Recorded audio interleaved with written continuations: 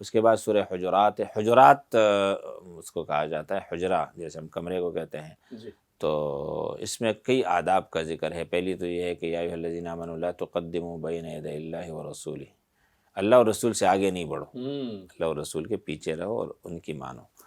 اس کے بعد ہے ان الذین یغضون اصواتهم عند رسول اللہ. ٹھیک ہے، جو اللہ والے ہیں وہ اللہ کے رسول کے سامنے آواز پست رکھتے ہیں، اور اللہ نے ان کے دلوں کو آزمایا. جو آپ کو پکارتے ہیں ان الذین ینادونک من وراء الحجرات اکثرهم لا یعقلون، اللہ نے ان کو بیوقوف قرار دے دیے. پردوں کے پیچھے سے کیا کہتے ہیں؟ یا محمد، یا محمد، اس طرح کے. تو ظاہر ہے جیسے ہم لوگ کہتے ہیں نا آقا، تو اس طرح کہنا چاہیے، یا رسول اللہ، یا نبی اللہ، یا حبیب اللہ. تو اس طرح پکارنا چاہیے، یا محمد نہیں کہنا چاہیے، اگرچہ نام تو یہی ہے جی لیکن یہ بے ادبیت ہے. جی. اس کے بعد چند آداب مسلمان معاشرے کے لیے ہے کہ اگر دو فریق کبھی لڑے، طائفتان من المؤمنین اقتتلوا فاصلحوا بینہما، لڑے تو تیسرے فریق کا حق یہ ہے کہ وہ ان دونوں کی صلح کر لے. صحیح. جو بھی ہے، ملکوں کی سطح پر ہے، برادریوں کی سطح پر ہے، خاندانوں کی سطح پر ہے، جو بھی ہے صحیح، ان کی صلح کرنی چاہیے. کیوں؟ انما المؤمنون اخوہ، مسلمان سارے کے سارے بھائی، اور ان کے درمیان ایک عالمی و آفاقی ایک معاہدہ ہے، مواخات ہے، بھائی چارہ، وہ اللہ نے قائم کیا ہے. تو اس کا ہمیشہ خیال رکھنا چاہیے کہ یہ میرا بھائی. مسلمان کو ہمیشہ اللہ نے مسلمان کا بھائی کہا ہے. اور اس کے بعد پھر کچھ آداب ہیں، وہ آداب جس کے خیال رکھنے کی صورت میں یہ معاشرہ ٹھیک رہے گا، پرامن رہے گا، ورنہ دینی اور دنیاوی دونوں اعتباروں سے یہ زوال کا شکار ہو. کیا ہے؟ لا یسخر قوم من قوم، کوئی کسی کا مذاق نہ اڑائے. ہو سکتا ہے جس کا مذاق اڑایا جا رہا ہے وہ مذاق اڑانے والوں سے افضل ہو اللہ کے نزدیک، ممکن ہے، کوئی تو کہ نہیں بنتا. اور ایک دوسرے کو برے القاب سے نہیں پکارو، نام نہیں رکھا کرو ایک دوسرے کے، فلانا فلانا فلانا، لا تنابزوا بالالقاب. فرمایا کہ یہ فسق ہے، اس سے آدمی فاسق بن جاتا ہے اس نام رکھنے سے. تو تمہیں جو ہے نا اسلام میں ہوتے ہوئے تم فاسق بن رہے ہو. بئس الاسم الفسوق بعد الایمان، ایمان کے بعد فاسق کا نام بہت برا ہے، اس نام سے بچو، اور کہ کہیں تم فاسقوں کے زمرے میں نہ لکھے جاؤ اللہ کے ہاں. تو کسی کو اس طرح نہ پکارو، کسی کو معیوب یعنی کسی کی طرف عیب کی نسبت نہ کرو. اس کے بعد اعراب کے متعلق ایک آیت ہے، قالت الاعراب آمنا قل لم تؤمنوا ولكن قولوا اسلمنا. یہاں پر ایک علمی بحث بھی ہے، لیکن یہ ہے کہ ایک موٹی سی بات جو ہم سمجھ سکتے وہ یہ ہے کہ اللہ نے فرمایا کہ کچھ دیہاتی لوگ کہہ رہے ہم مومن ہیں. اللہ نے فرمایا ان سے کہو، یہ نہ کہو کہ ہم مومن ہیں، یہ بولو کہ ہم مسلم ہیں. تو وہ ہے کہ مسلم اور مومن یہ الگ الگ ہو گئے. جیسے ایک فرقے والے اپنے آپ کو مومنین کہتے ہیں نا، تو مسلمین نہیں کہتے. ان کا بھی یہی نظریہ ہے کہ بھائی مسلم ہونا کافی نہیں ہے، مسلم تو کوئی منافق بھی ہو سکتا، اپنے آپ کو مسلمان کہتے ہیں. مومن ہونا ضروری ہے. ہم کہتے ہیں دونوں ضروری ہے، مسلم مومن ہونا بھی، مسلم ہونا بھی.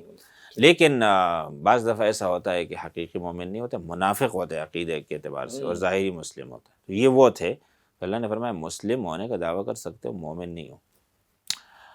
اور اسی طرح ایک اور بڑی عجیب بات ہے، اور وہ یہ کہ یمنون علیک ان اسلموا قل لا تمنوا علی اسلامکم بل اللہ یمن علیکم ان ہداکم للایمان. یہ لوگ آپ پہ احسان جتاتے ہیں. کئی دفعہ منافقین ایسا کہا کرتے تھے نا، بھائی ہم مسلمان ہیں، کوئی جو ہے نا ہمارا حق ہے، ہم مسلم ہیں، ہم مومن ہیں. تو اللہ نے فرمایا کہ یہ آپ پہ احسان جتاتے ہیں مسلم یا مومن، یہ تو اللہ کا احسان ہے ان پر کہ ان کو مومن بنا دیا. ان سے اچھے لوگ کافر ہیں. تو کبھی اس طرح نہیں کرنا چاہیے کہ اپنے مسلمان ہونے کو ایک احسان بتایا جائے کسی پر بھی، علماء پر یا امت مسلمہ پر یا کسی پر بھی. آپ کا مومن اور مسلم ہونا آپ کے حق میں ہے، اور یہ اللہ کا آپ کے ساتھ احسان ہے. اس کے بعد سورہ قاف ہے. قاف میں بنیادی طور پر یہ کہا گیا قاف والقرآن المجید بل عجبوا ان جاءهم منذر منهم، کہ ان لوگوں کو قرآن کے نزول پر اور محمد صلی اللہ علیہ وسلم کی بعثت پر تعجب ہو رہا ہے. اس میں کیا تعجب کی بات ہے؟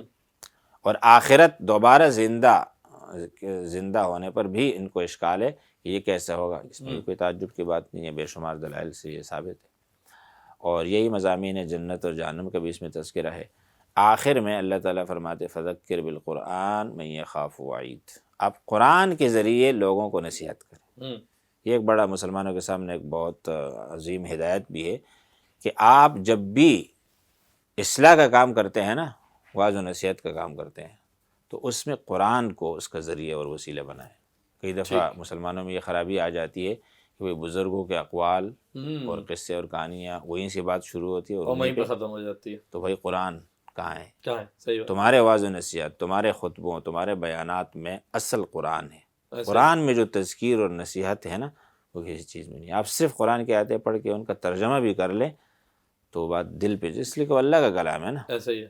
تو یہ یہاں پر حکم۔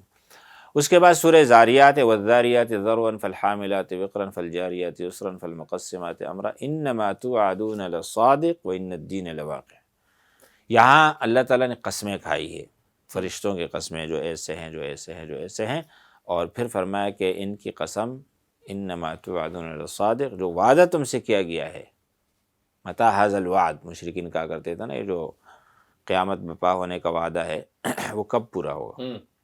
فرمایا یہ وعدہ سچا ہے اور قیامت کا دن، جزا کا دن واقع ہونے والا ہے، ان الدین لواقع۔ پھر اس کے لیے وہ مختلف مثالیں دی ہے، مختلف دلائل۔ یہاں پر حضرت ابراہیم علیہ السلام کا بھی ذکر ہے، جس کے پاس فرشتے مہمان بن کے آئے تھے، حلتا کا حدیث ضیف ابراہیم المکرمین۔ اسی پر یہ پارہ ختم ہوتا ہے۔ اس کے بعد اس کے بعد 27واں پارہ ہے، قال فما خطبکم ایھا المرسلون قالوا انا ارسلنا الى قوم مجرمین لنرسل علیہم حجارۃ من طین مسومۃ عند ربک للمسرفین فاخرجنا من کان فیہا من المؤمنین فما وجدنا فیہا غیر بیت من المسلمین۔ یہ تھوڑا سا اب اس میں فرق آ گیا کہ جب حضرت ابراہیم علیہ السلام کے پاس فرشتے آئے تھے اور حضرت ابراہیم نے کھانا پیش کیا، وہ انہوں نے کہا ہم کھانا نہیں کھائیں گے، فرشتے تو کھاتے پیتے نہیں ہیں، تو گھبرا گئے کہ یہ کیسے مہمان ہیں۔ اور پھر یہیں یہ پارہ ختم ہوتا ہے، تو اگلے پارے میں پھر یہ ہے کہ حضرت ابراہیم نے ان سے فرمایا کہ فما خطبکم ایھا المرسلون، بھیجے گئے فرشتوں تمہارے آنے کا کیا مقصد ہے؟ تو انہوں نے کہا کہ ہم اس قوم لوط کو ہلاک کرنے آئے، ان کو ہلاک کریں گے، لیکن ہمیں حکم ہے کہ یہاں سے ایمان والوں کو اس بستی سے نکال دو، اور اس لیے کہ انہوں نے اپنا حق ادا کر دیا ہے، اب باقی کو مار دو۔ اور جب ہم نے ایمان والوں کو نکالنا تھا نا، تو اس کے لیے ہمیں صرف ایک فیملی ملی، ایک گھرانہ، حضرت لوط علیہ السلام کا، اور اس کی بھی بیوی ان لوگوں کے ساتھ تھی۔ ٹھیک ہے، یہ صورت اس طرح کے مضامین پر مشتمل ہے۔ آخر میں وہ آیت کریمہ ہے، وما خلقت الجن والانس الا لیعبدون ما اريد منهم من رزق وما اريد ان يطعمون۔ فرمایا کہ جن و انس کو میں نے اپنے عبادت کے لیے پیدا کیا۔ کئی دفعہ ہم یہ کہتے ہیں نا اور سنتے ہیں کہ مسلمانوں کی معیشت جب تک مضبوط نہیں ہوگی کوئی کامیابی نہیں ملے گی۔ ٹھیک ہے، لیکن اللہ کے اصول کیا ہے؟ اللہ فرماتے ہیں میری عبادت صحیح طرح سے کرو، میں تم سے رزق نہیں مانگتا، یعنی میں تم سے اپنے لیے بھی اور تمہارے لیے بھی رزق نہیں مانگتا کہ تم اپنے رزق کا بھی بندوبست کرو، وہ اللہ کے ذمہ ہے۔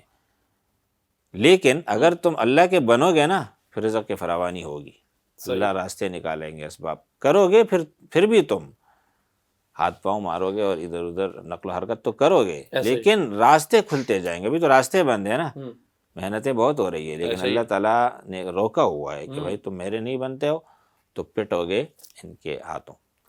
تو فرمایا کہ یہ میں تم سے مطالبہ نہیں کرتا ہوں، رازق میں خود ہوں، لیکن عابد تم بنو۔ اور عبادتوں سے ابھی ایک سوال آتا ہے نا کہ بھائی عبادتیں تو بہت ہو رہی ہے، مسجدیں بھری ہے، اعتکاف میں کتنے لوگ ہیں، سینکڑوں لوگ اعتکاف میں ہے جناب، لاکھوں کے اجتماعات ہوتے ہیں، حج میں دے گئے فلاں فلاں۔ تو اس کے لیے ایک بنیادی چیز ہے، وہ یہ کہ اتقوا المحارم، اتق المحارم تکن اعبد الناس۔ اگر تم عابد بننا چاہتے ہو نا، عبادت دکھانا چاہتے ہو، تو حرام چیزوں سے بچو۔ عبادت وہ ہے صحیح نفلیں پڑھنا، نفلی عمرے کرنا اور نفلی روزے رکھنا اور اجتماعات منعقد کرنا، یہ بہت بعد کی چیز ہے۔ ٹھیک ہے، اس کی بھی اہمیت ہے، لیکن اصل کو چھوڑ کے تم یہ سارا کچھ کر رہے ہو نا۔ اصل کیا ہے کہ تم گناہوں سے بچو، جرائم سے بچو۔ یہ جو لوگ ان چیزوں میں شرکت کرتے ہیں وہ خود بھی پورے سال ظلم میں گزارتے ہیں، ظلم، ستم، ناانصافی، خیانت اور یہ ساری چیزیں کر رہے ہوتے ہیں، حرام خوری ہے، اور پھر اس کے بعد ان چیزوں سے تم معاف ہو جاؤ گے۔ تو یہ چیز تو امت میں نہیں ہے، وہ تو ہم سب کو پتہ ہے کہ بھائی گناہوں سے اور جرائم سے کوئی نہیں بچتا، الا ماشاء اللہ، تو پھر کیا ہوگا؟ پھر تو رزق کی کمی ہوگی، تنگی ہوگی۔ اس کے بعد سورہ طور ہے، سورہ طور حضرت موسیٰ علیہ السلام کے اس سے منسوب ہے۔ طور کی اللہ نے قسم کھائی، والطور وکتاب مسطور فی رق منشور البیت المعمور، ان سب کی قسم کھائی۔ اور یہاں بھی قسموں کے بعد اللہ نے جو جواب قسم ہے نا، یعنی جو مدعا ہے پیش کرنا، وہ کیا ہے کہ ان عذاب ربک لواقع ما له من دافع، ان سب کی قسم کہ تیرے رب کا عذاب واقع ہونے والا ہے، اب تک نہ آنے سے کوئی یہ نہ سمجھے کہ کچھ نہیں۔ متی ھذا الوعد، جو دھڑلے سے کہتے تھے نا، میں آنے والا ہے، ما له من دافع، اس کو کوئی ہٹا نہیں سکتا ہے، وہ آ کر رہے گا اللہ کے مجرموں۔ اس کا کافی تذکرہ ہے، جہنم کا بھی تذکرہ ہے، اور آگے جا کے دوسرے رکوع سے فذکر فما انت بنعمت ربک بکاہن ولا مجنون، کہ نبی علیہ الصلوۃ والسلام کا اللہ تعالیٰ نے آپ کی توصیف فرمائی ہے اور فرمایا کہ آپ نہ کاہن ہے، نہ مجنون ہے، نہ ساحر ہے، نہ شاعر ہے، آپ کو اللہ تعالیٰ نے وحی بھیجی ہے اور آپ اللہ کی نبی ہے۔ ان کے سارے اندازے غلط ہیں۔ صحیح۔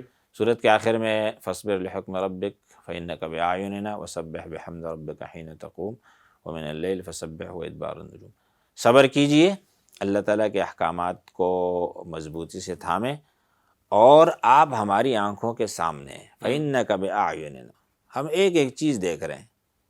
کسی کو یہ شبہ نہیں ہونا چاہیے کہ جیسے اللہ نے فرمایا نا اقترب للناس حسابهم وهم فی غفلۃ معرضون، حساب آنے والا ہے اور اللہ کے نافرمان بندے ابھی تک غفلت میں پڑے ہیں، وہ سمجھ رہے کہ کچھ نہیں ہے۔ اللہ فرمایا ایک ایک لمحہ اور ایک ایک منظر میں دیکھ رہا ہوں، اور میرے مرضی سے سارا کچھ ہونے والا ہے، اور آگے جا کے فتح آپ کو ملے گی۔ یہ مکی صورت میں اللہ نے فرمایا تھا۔ اس کے بعد سورہ نجم ہے، نجم میں بھی وہی چیز ہے کہ اللہ نے ستارے کی قسم کھائی ہے۔ جب کسی چیز کی قسم کھائی جاتی ہے نا، اور آگے جو مضمون ہوتا ہے ان میں کوئی مناسبت ہوتی ہے، تو نجم کی اللہ نے قسم کھائی ستارے کی، ستارے آسمان میں ہوتے ہیں۔ یہاں پر نبی علیہ السلام کے معراج کا ذکر ہے، اوپر جانے کا، صحیح، ستاروں سے اوپر، ستاروں سے آگے جہاں اور بھی ہے، تو وہاں گئے تھے، اور اس معراج میں آپ علیہ السلام نے کیا کچھ دیکھا وہ اللہ نے یہاں بھی بیان فرمایا کہ قاب قوسین کا ذکر ہے، اور وَلَقَدْ رَآهُ نَزْلَةً أُخْرَىٰ عِندَ سِدْرَةِ الْمُنتَهَىٰ، اس بیری کے درخت کے پاس بھی دیکھا۔ علماء فرماتے ہیں کہ اس سے جبریل کی رؤیت مراد ہے، ان کی زیارت خاص ہوئی تھی، اور جنت جہنم کو بھی دیکھا۔ صحیح۔ سورہ نجم کے مضامین بھی بقیہ صورتوں سے ملتے جلتے ہیں۔ اس کے بعد سورہ قمر ہے، ٹھیک، اقتربت الساعة وانشق القمر، قیامت قریب آ گئی اور چاند کا شق ہو گیا، شق قمر، چاند دو ٹکڑے ہو گیا۔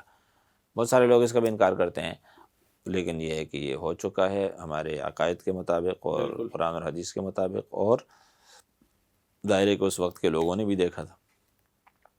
یہ نبی علیہ السلام کا ایک بڑا معجزہ ہے۔ اس صورت میں خاص طور پر اللہ تعالیٰ نے جو بات فرمائی ہے وہ یہ ہے کہ وَلَقَدْ يَسَّرْنَا الْقُرْآنَ لِلذِّكْرِ فَهَلْ مِن مُدَّكِرٍ، قرآن کو ہم نے آسان کر دیا ہے کوئی نصیحت حاصل کرنے والا۔ یہ بہت اہم بات اس لیے ہے کہ اس صورت میں بار بار اللہ نے فرمائی ہے، تکرار کے ساتھ۔ کچھ چیزیں ہوتی ہیں جو اللہ بار بار فرماتے ہیں نا، ایک یہ ہے، اور ایک اگلی صورت میں فَبِأَيِّ آلَاءِ رَبِّكُمَا تُكَذِّبَانِ، کہ یہ بات ایک دفعہ کہنے سے شاید تم متنبع نہیں ہوں گے، لہذا بار بار کہی جا رہی تھا کہ تم متنبع ہو جاؤ۔ تو قرآن آسان ہے، اس کو اس کا علم حاصل کرنا چاہیے، یہ اللہ کا پیغام ہے، اور ہمیں بھی اس طرف آنا ہے۔ اس کے بعد سورہ رحمان ہے، اور اس میں الرحمن علم القرآن، اللہ رحمان ہے جس نے قرآن عطا فرمایا، بیان انسان کو عطا فرمایا، بہت ساری نشانیاں ہیں اس کی خدائی اور اس کی قدرت کی، اور پھر جب نعمتیں اللہ گنتے ہیں نا، بتاتے ہیں، تو فرماتے فَبِأَيِّ آلَاءِ رَبِّكُمَا تُكَذِّبَانِ، یہ تثنیہ کا صیغہ ہے، تم دونوں، یعنی انس و جن دونوں کو اللہ نے مخاطب کیا نا، تم دونوں اپنے رب کی کن کن نعمتوں کو جھٹلاؤ گے، کن کن کو جھٹلاؤ گے؟ ایک دو تو نہیں ہے، ہزاروں ہیں، لاکھوں ہیں، ہر طرف ہے اور ہر ایک پر ہیں۔ تو مطلب یہ ہے کہ نہ جھٹلاؤ، اللہ کی نعمتوں کو کا شکر ادا کرو، اور شکر کا سب سے بڑا تقاضا کیا ہے؟ مسلمان ہو جاؤ، ٹھیک ہے۔ اس کے بعد سورہ واقعہ ہے، اذا وقعت الواقعہ، جب واقع ہونے والی قیامت واقع ہوگی، اور پھر اس کے مناظر کو ذکر کر دیا کہ اس میں بہت سارے لوگ ذلیل ہو جائیں گے، بہت سارے لوگ سرخرو ہو جائیں گے۔ صحیح۔ پھر یہاں چند جماعتوں کا ذکر ہے، سابقون، اصحاب المیمنہ، اصحاب المشأمہ، جی اصحاب الیمین، اصحاب الشمال، ان سب کا ذکر ہے۔ کچھ اللہ والے ہیں، جی اللہ والوں میں پھر کچھ اور زیادہ آگے بڑھنے والے ہیں، اور کچھ پیچھے رہنے والے یعنی اصحاب الشمال ہیں، تو ان کی صفات کا ذکر ہے۔